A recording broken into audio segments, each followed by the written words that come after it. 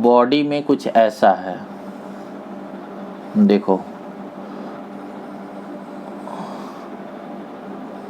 अंदर की तरफ यहाँ ये म्यूकोसा है, ठीक है, जितनी ट्यूब है उनमें म्यूकोसा है और बाहर की तरफ स्किन है, ठीक है।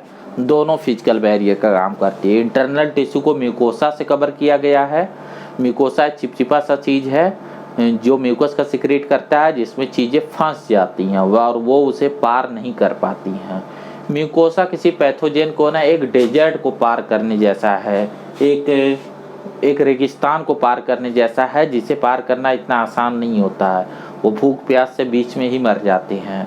तो अगर बहुत सारे चलेंगे तो कुछ एक पहुंच पाएंगे, ये कंडीशन होती है। नेक्स्ट देखो, जो आपको फिजियोलॉजिकल बैरियर है, ये हमारे बॉडी के डिफरेंट पार्ट में ना अलग अलग पीएच पे फ्लूइड रखा गया है। जैसे आपके माउथ में चीज़ें जाती हैं तो यहाँ पे सलाइवा है, सलाइवा में कुछ एंजाइम रखी गई जिन्हें बोलते हैं लाइसोजाइम, जो बैक्टीरिया की सेल वॉल को परफोरेटेड कर देती है। ऐसे आँखों में आंसू निकलते हैं, ये आंसू, ये टीयर्स जो है, इसमें भी लाइसोजाइम है। तो ये जो पैथोजन आते हैं उन्हें पहले न्यूट्रलाइज कर देते हैं। ऐसे आपके कान से ईयर वैक्स निकलता है, जो ईयर वैक्स है वो ईयर वैक्स भी क्या करता है, उस ईयर वैक्स में उन पैथोजन को ट्रैप करने की जो है, उन पैथोजन को ट्रैप कर देना जो इन्फेक्ट करने की कोशिश करे ऑडिटरी कैनाल को।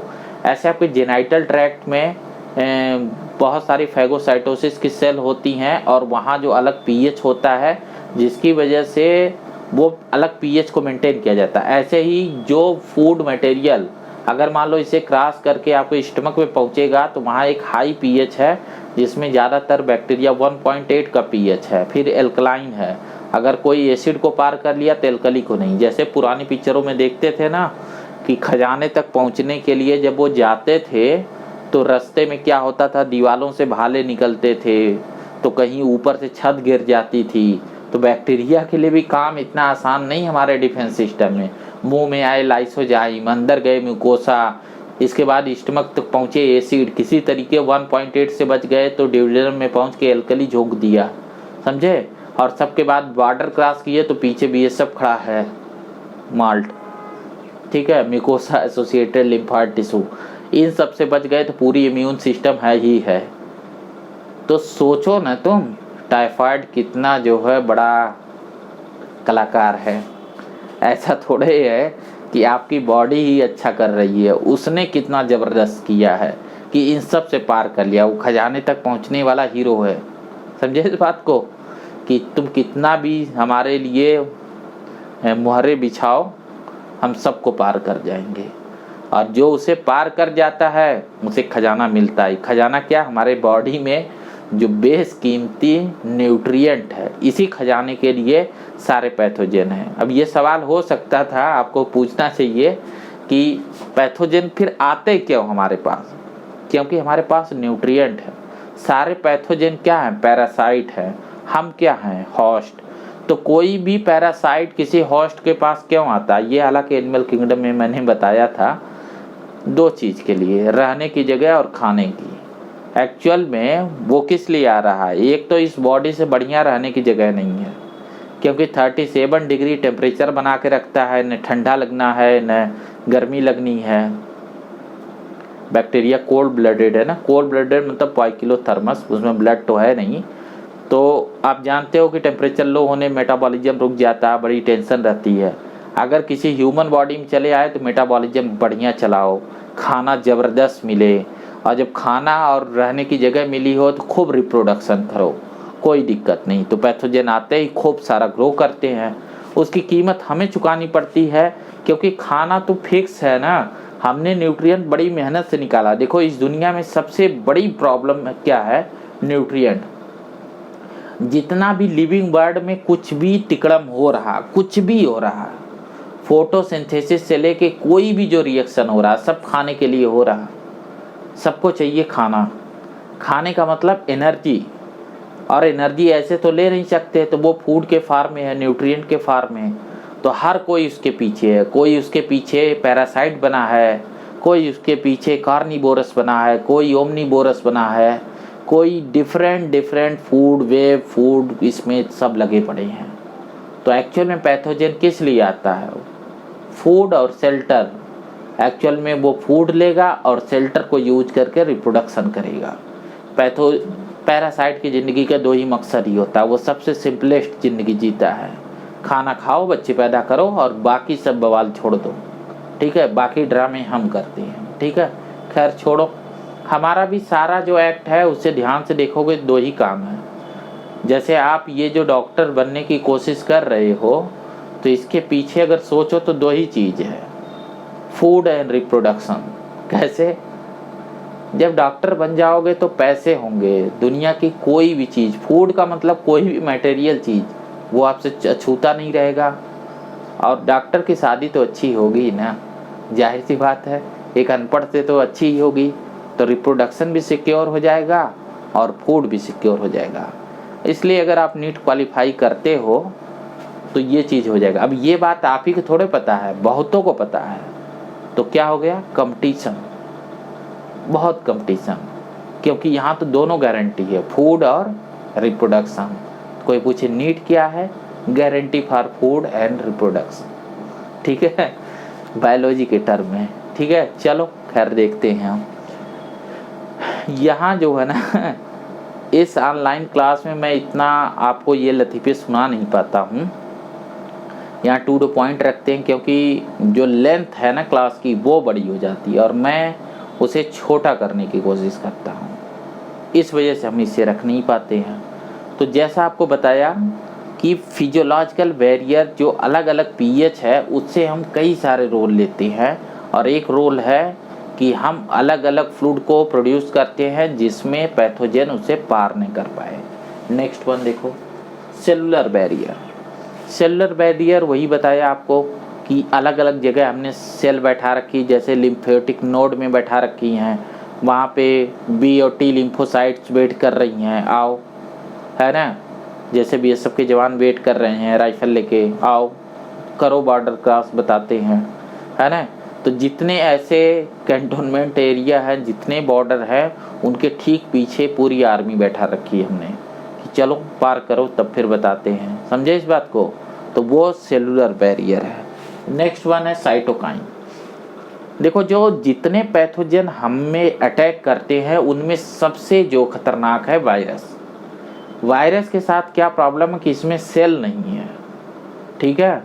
जब उसमें सेल नहीं है ना, तो उसको न्यूट्रलाइज करना बड़ा मुश्किल होता है। तो इनके लिए हमारे बॉडी में एक अलग सिस्टम, अलार्मिंग सिस्टम होती है जिसे साइटोकाइंस बोलते हैं। साइटोकाइंस बेसिकली उन केमिकल्स को बोलते हैं जिससे सेल टू सेल कम्युनिकेशन होता है। जो सेल आपस में कम्युनिकेशन करते हैं वो जो है एक लोकल हार्मोन की तरह काम करते हैं। ये साइटोकाइन क्या करते हैं कि बॉडी में इम्यून सिस्टम को एक्टिवेट कर देते हैं, इसी से हमें पता लगता है। और तब सेल एंटीवायरल केमिकल प्रोड्यूस करते हैं जिन्हें इंटरफेरॉन बोलते हैं। इंटरफेरॉन वायरस की लाइफ साइकिल को कंप्लीट नहीं होने देते। वायरस भी पैरासाइट है, तो हमारी बॉडी में क्यों आता, मैंने वायरस की लाइफ साइकिल पढ़ाई है डाइवर्सिटी में, अगर आपको नहीं पता तो एक बार देख लेना आप। वो क्या करते हैं, वो हमारी बॉडी में आके अपने लाइफ साइकिल को कंप्लीट करते हैं। और वायरस की लाइफ साइकिल का मतलब क्या होता है, अपनी कॉपी बनाना, अपने नंबर बढ़ाना। तो उसको रोकने के लिए जो बैरियर है उसे बोलते हैं साइटोकाइन बैरियर। कोरोना वायरस में इसी साइटोकाइन का स्टॉर्म आ जाता है हमारी बॉडी में, और वो जो है इतना तगड़ा इम्यून रिस्पांस आता है कि हमारी बॉडी के नॉर्मल फंक्शन करने लायक नहीं रह जाती है, और पेशेंट कोमा में चला जाता है, वो आईसीयू में चला जाता है, ठीक है। बाकी डिटेलिंग मैं उसके बाद बताऊंगा। फिर आता है हमारे पास एक्वायर्ड इम्यूनिटी। एक बात मैं बताऊं, इस इम्यूनिटी में बात ये है कि ये जनरलाइज है, ठीक है, ये जनरलाइज है, ये जनरल नेचर की है। इसका मतलब ये हुआ कि चाहे कोई एक नॉर्मल बैक्टीरिया हो या फिर एक टाइफाइड की बैक्टीरिया हो, ये एक जैसा रिस्पांस देगा, ठीक है, ये कोई डिस्क्रिमिनेशन नहीं करता है, ये स्पेसिफिक नहीं है, नॉन स्पेसिफिक है, ये जनरलाइज है। ठीक है, तो एक नॉर्मल बैक्टीरिया को, एक नॉर्मल पैथोजन पे तो ये इफेक्टिव होते हैं, बट एक स्पेशलाइज पैथोजन पे जनरली ये फेल हो जाते हैं।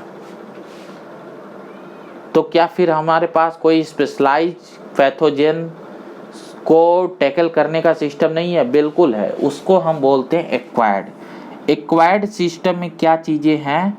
इसमें जो है बी और टी लिम्फोसाइट्स हैं। ठीक है, बी और टी लिम्फोसाइट थाइमस ग्लैंड के साथ। ठीक है, टी लिम्फोसाइट का मतलब थाइमस तो हो ही गया। ये क्या करती है? इनका काम होता है स्पेसिफिक एंटीजन प्रोड्यूस करना, सॉरी एंटीबॉडीज प्रोड्यूस करना फॉर स्पेसिफिक एंटीजन। जो स्पेसिफिक एंटीजन होगा, किसके पास स्पेसिफिक होगा? जैसे ये टाइफाइड स्पेसिफिक है, तो इसके लिए एक स्पेसिफिक एंटीबॉडीज बनाना और इस प्रोसेस को मेमोराइज करना। ये कैसे बनाया गया है ना, इसको मेमोरी के फॉर्म में रखना और ये मेमोरी को अपग्रेड करना, ज़रूरत पड़ने पे इसको अपग्रेड करना। हमेशा जो है इस मेमोरी को अपग्रेड करना, तो ये अच्छे से अच्छा एंटीबॉडीज प्रोड्यूस कर सकता है।